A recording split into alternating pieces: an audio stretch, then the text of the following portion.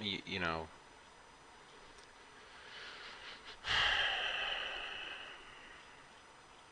yeah, I don't know what the fuck you're talking about. These people are talking about. Anyway, this user True Sherm has publicly accused me of exposing myself on one of his live streams. I had never heard about him or didn't know that he existed until this guy here, went on YouTube and accused me of impersonating him on YouTube and exposing myself on a live stream. And I just want to point something out. This video is basically a rant about how YouTube is a company, and because it's a company, a private company, it's a company, so it doesn't have an obligation to uphold the First Amendment because it's a private company. But it's like you're a hypocrite if you allow this guy to comment on your channel, because this guy now he's for the First Amendment, apparently, like he's for freedom of speech on private companies like YouTube. In other words, he says that YouTube should be allowed or should not be allowed to censor content creators. But the thing is, let's go to conference report. This is another user who I don't know if he still makes videos, but about 8 years ago or 5 years ago or whatever, he had made a video and it was taken down by YouTube, and Quintka, QNTKKA, apparently I think he bragged about flagging the video down, and he left some snarky troll comments. So let's go ahead and I can't, what was the name of it? I think it's here. Oh.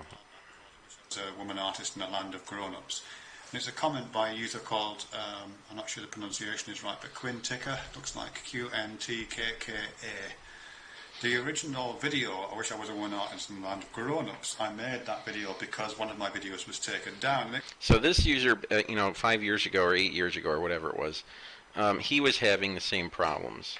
His channel was being censored, okay, by a corporation called YouTube / Google, and he didn't like it, and he thought that it was that it was shitty of other users in the YouTube philosophy sort of subculture, which itself was sort of a subgroup of the a subculture of the the YouTube atheist movement.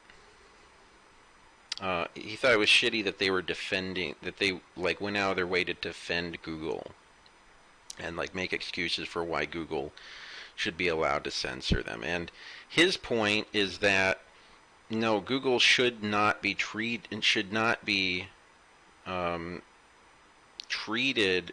like they're some kind of God, and we should just accept whatever they do and say God is great.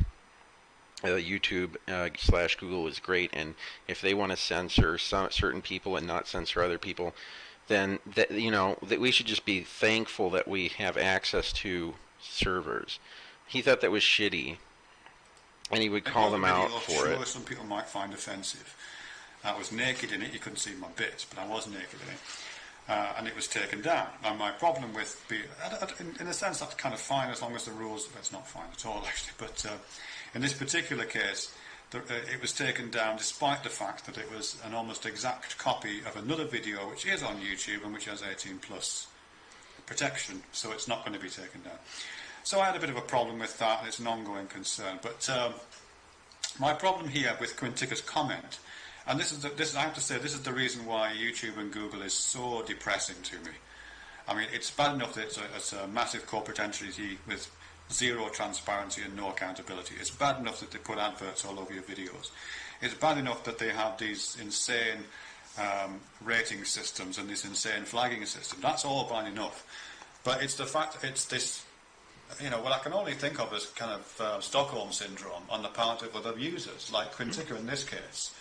People who seem to want to toe the corporate line and want to understand how the corporation works and empathise with the corporation.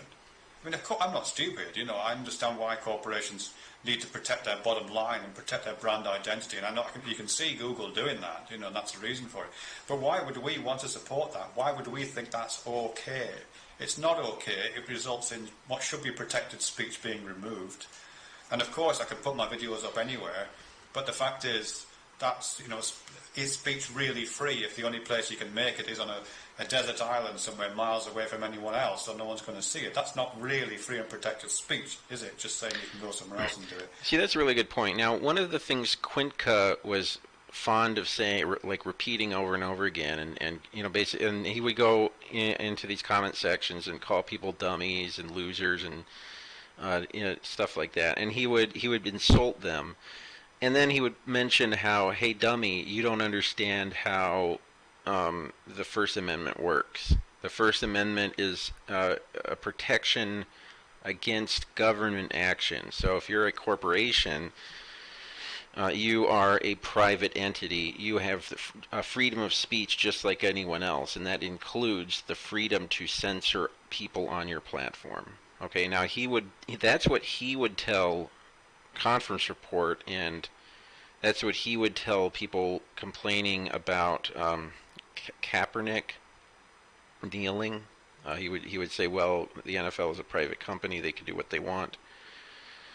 But then when it's speech that he likes, that he supports, and YouTube censors it, then and only then does he have a problem with it. And then that's when he starts parroting the same arguments that people at Conference Report used against him 8 years ago. So he's a hypocrite, and that's most people are hypocritical most of the time.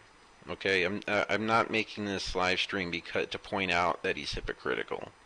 But let's just keep watching.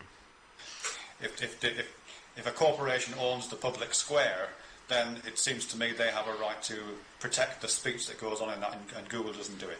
But sorry, a little rant over. But just to return to Quintica, I'm assuming you're going to see this, Quintica, so I'll respond very particularly to it. The initial comment you made there was, I cannot understand why someone would want to see a video of a scruffy, naked old man insulting women by covering himself with simulated menstrual blood and acting like an ass. I mean, who doesn't want to see that, am I right? Kind of a joke, yes. I don't mind being referred to as a scruffy, naked old man. Completely true. I don't think I was insulting women. Certainly no woman has said I'm insulting them. But if I was, so be it. And acting like an ass, if you want to think that, that's fine. I claim the right to be scruffy, to be naked and act like an ass. I think that should be protected, quite frankly. My response to that was this. So again, just to reiterate, this is speech Quintica doesn't like. He has very, mainstream taste and thinks that if it was like a 20-year-old woman who was half naked in a video, that should be protected. But if it's something he doesn't like, it's not enough for him to just fuck off and watch something else, right? Or just not fucking click on it in the first place. He's got to click on it, report the video, get YouTube to take the video down, and then on top of that, make a bunch of snarky, stupid, justify it afterwards, rationalize it, and make sure everyone else watching understands that they're a private company and they have a right to do whatever they want. What's the matter with you? Do you not understand how the Constitution works, dipshit? That kind of thing. The issue isn't whether someone... And he was, so he was making videos in England, which the Constitution doesn't even apply to that, so it's even more dumb for him would or to use that argument. But would not want to see something. It's whether such images should be removed because some people, like yourself, by the sounds of it, don't want to see them. In other words, protected speech is only meaningful if it protects the speech we don't like. That's a really good point. Like we wouldn't need to have this discussion if everybody just all agreed we don't like this kind of speech. We need to take it off the internet. This speech over here we like. If you